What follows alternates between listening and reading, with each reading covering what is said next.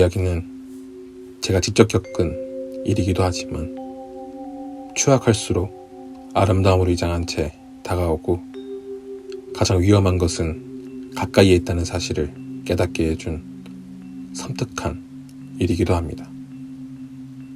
그녀는 처음엔 상냥하고 조용한 모습으로 저희 직원들에게 다가왔습니다. 평범하지만 모나지 않은 모습으로 쉽게 사무실 내 분위기에 잘 적응했습니다.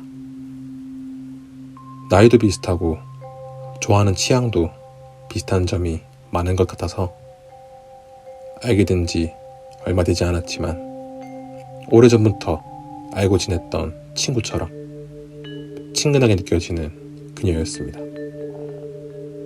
그녀가 조금 이상하다는 것은 얼마 후에 알게 되었습니다.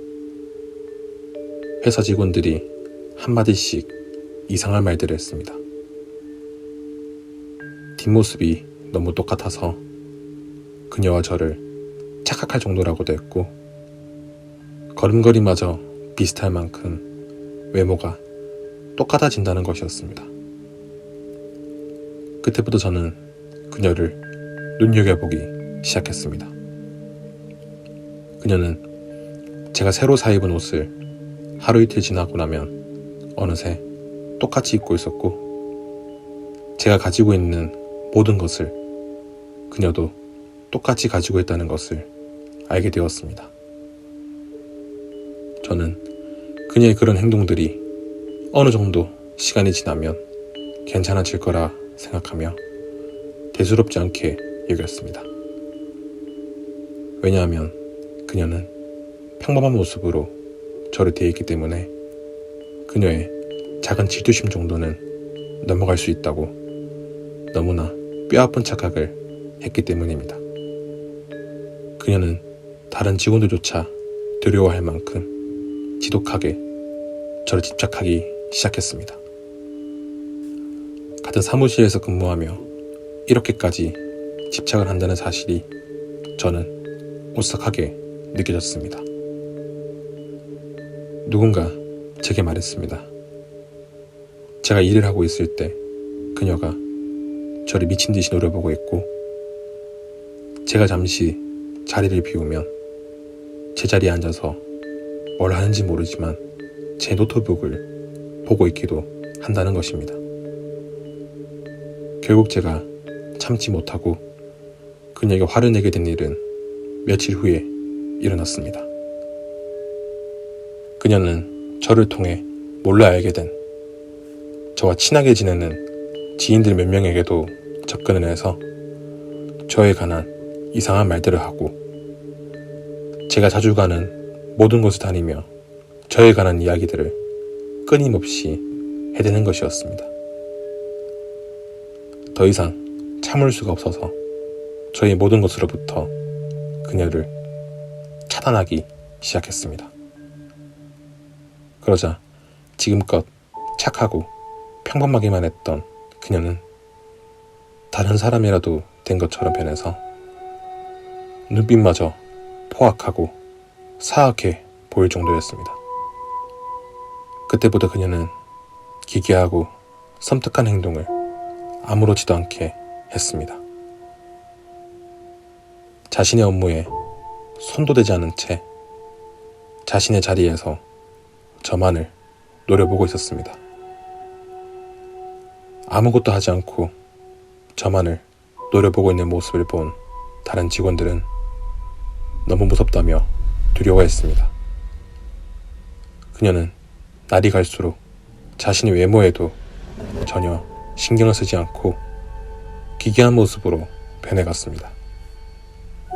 머리는 헝클어진 채 눈 주변이 움푹 꺼져 보일 만큼 얼굴은 말라가고 누군가 불러도 대답하지 않고 멍하니 있는 모습 등 점점 섬뜩하게 변해가는 그녀로 인해 사무실 분위기가 흉흉해질 정도였습니다.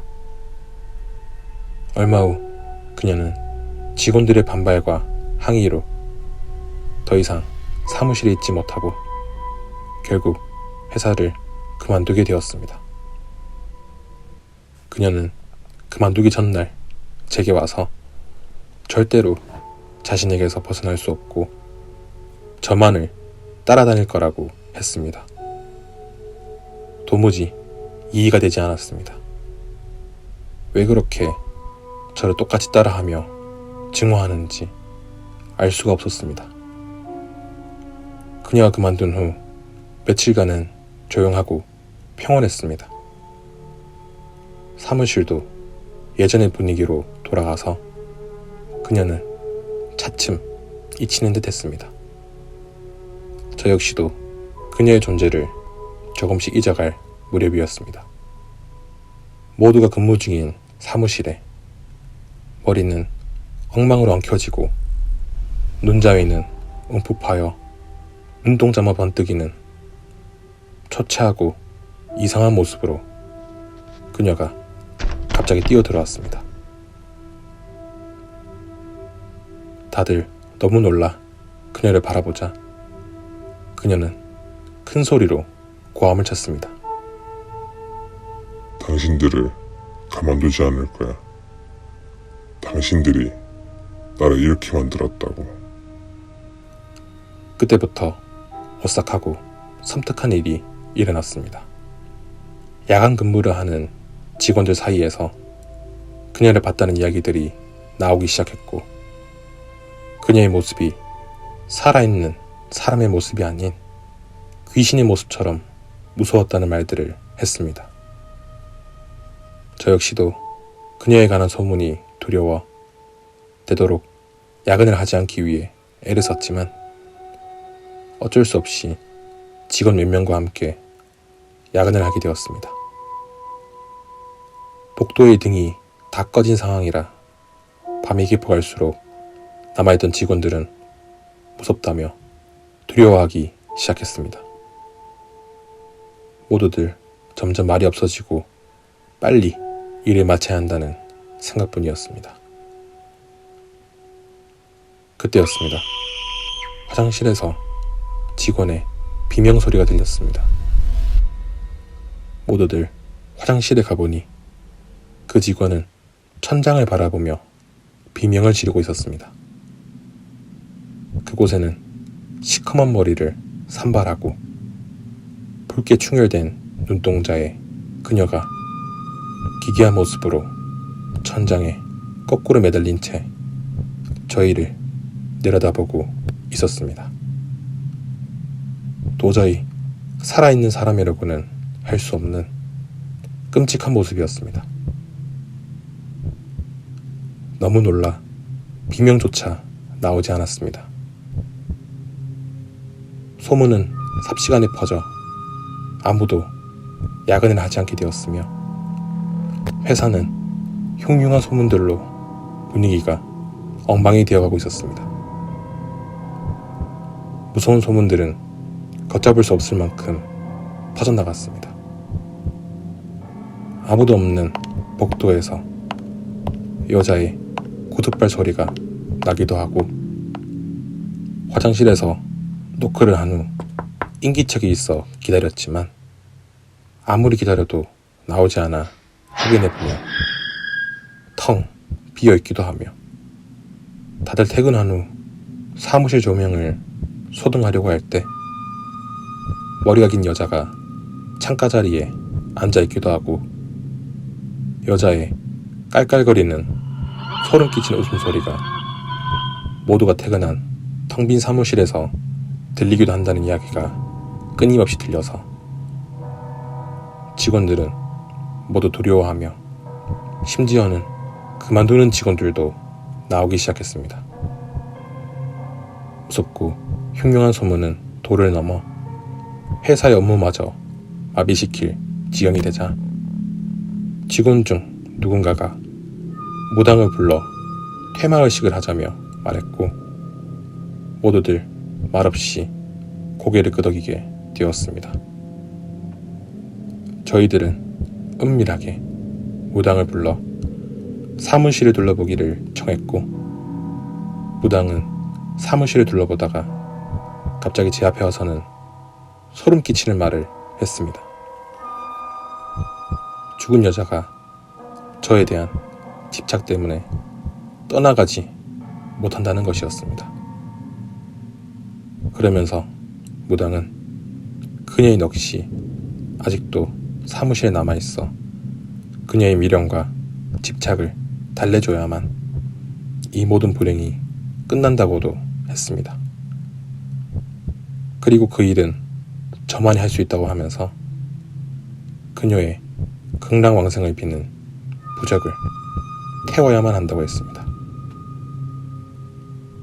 저는 어쩔 수 없이 부적을 태우는 의식을 하게 되었고 그녀의 넋이 집착과 미련을 버리고 떠나가기를 간절하게 빌었습니다. 평범하고 성실한 한 아이가 있었습니다. 그 아이는 최선을 다했지만 아무도 그 아이를 기억하지 못했습니다.